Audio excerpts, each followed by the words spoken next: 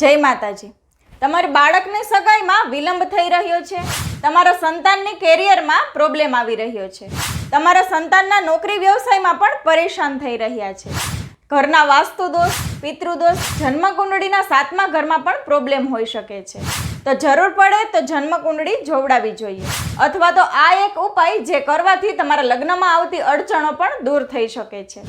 તો શું છે એ ઉપાય, ચાલો જાણીએ। એ પહેલાં કમેન્ટમાં જય માતાજી જરૂરથી લખી દેજો।